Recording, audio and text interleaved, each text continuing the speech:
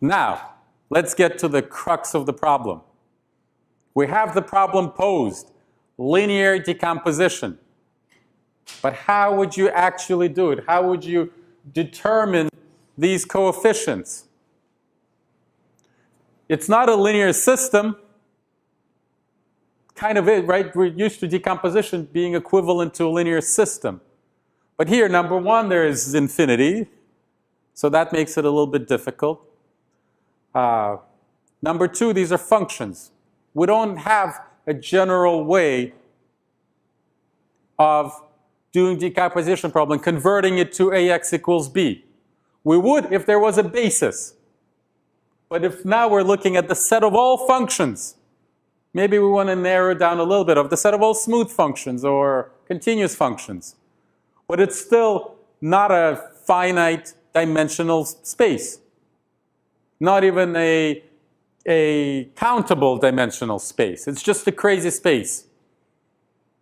It's a big question whether or not it even has a basis, or what it would mean for it to have a basis. Because when we have the concept of a basis, we're only considering finite linear combinations. And here we have an infinite linear combination. So the ax equals b analogy here is a little bit challenging. We can't really convert it to a system of equations so easily and then just solve it. So we need some other idea. And here is that idea. Let me show you how I would actually, let's start with a0. Why don't we start with a0? Let's ask a very, very interesting question. If f of x, if this expansion has indeed succeeded, what is the integral of f of x from minus pi to pi? That's a great question. You guys tell me. So what you should do is imagine integrating this expression from minus pi to pi. And this is very much an applied class. So you don't have to worry about the fact that the integral of an infinite sum is the infinite sum of the individual integrals. So in a math analysis class, you would worry about it because that's the point of the class. Here, it's not the point of the class. Obviously, when you integrate this, it all cancels out. Same thing with cosines, because it's perfectly periodic and perfectly centered. All of these integrals would be zero. The only one that will survive is a0. And so the answer will be 2 pi a0. And so we have our formula for a0. It's essentially the integral of the function divided by 2 pi. Let me write it down.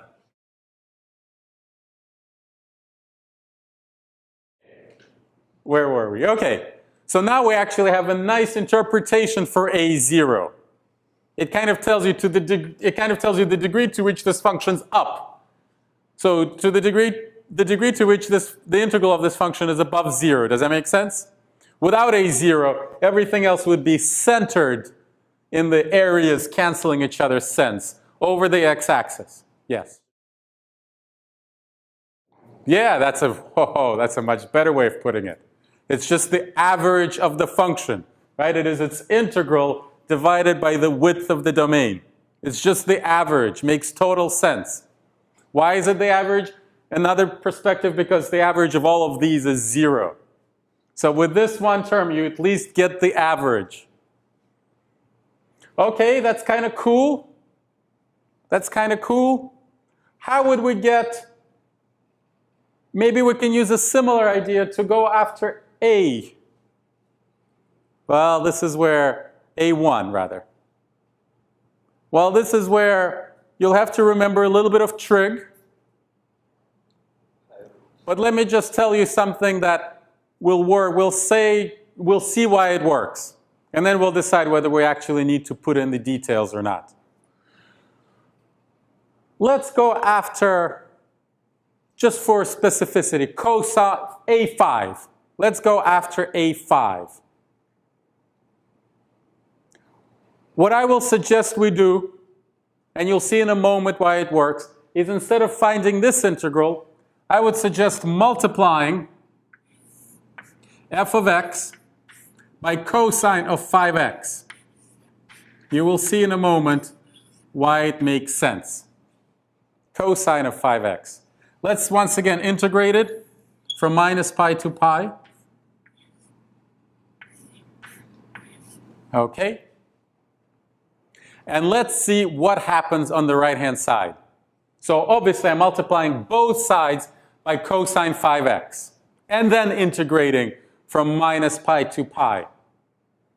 Those of you who are in my linear algebra class, what is this beginning to look like? This combination. More generally, inner product. The inner product is naturally beginning to appear. Okay, so let's not discuss inner products. I want to keep this discussion linear algebra free for pedagogical purposes. Okay, let's imagine what happens on the right-hand side. Well, first, a0 gets multiplied by cosine 5x and integrated. What is that? 0. And then each one of these cosines gets multiplied by cosine 5x. And so the one that is cosine 5x, the fifth term, becomes cosine squared of 5x. So that's interesting. That's positive everywhere because it's a square. So that will have certainly a value that we're interested in. Integral from minus pi to pi of cosine squared of 5x. What will this be? We'll answer that in just a moment. But let's think about all the other terms other than cosine of 5x. We'll have some periodic function once again because each of the functions that are part of it are periodic. Okay? And would you say that trig will substantiate this? But would you say it's pretty clear that they will be up as much as down? Yeah, and they will cancel each other. And it will be 0. So there is trig that shows that it's right. Because if you consider integral from minus pi to pi cosine 5x times cosine, excuse me, nx dx, there is a trig identity that will turn this product into a sum of sines and cosines. And obviously each one of those signs is periodic and therefore goes to 0. And that argument won't work when this is also 5 because the cosine of the difference will be cosine of 0 and so it survives. But for all other terms it's 0. And the exact same thing with the signs. All of them will work out in such a way it'll be probably cosine of the semi-sum minus the sine of the semi-difference. That's what I think it'll be.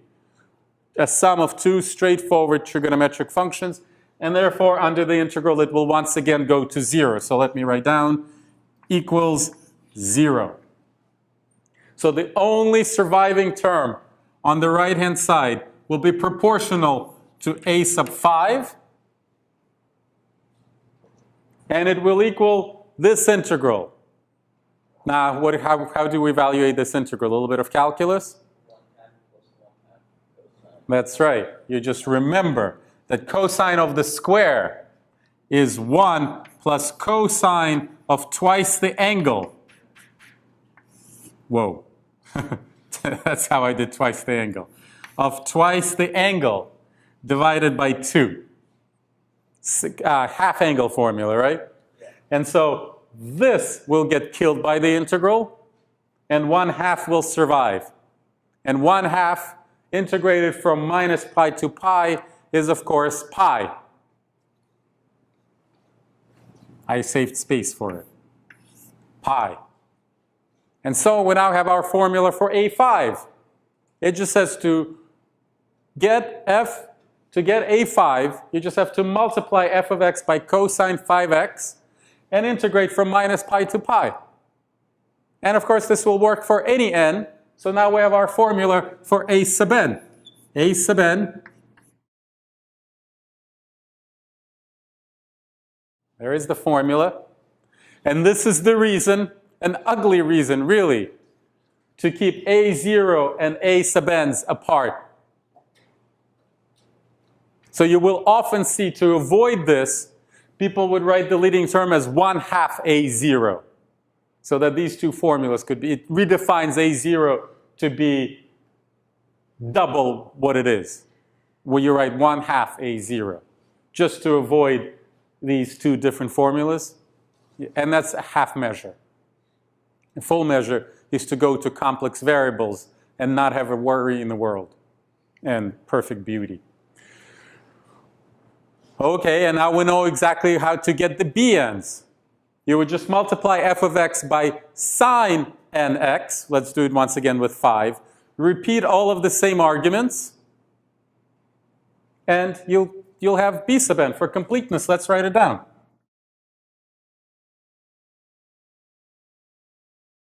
So we were able to pick them out one by one. So b sub n, we now have our complete formulas.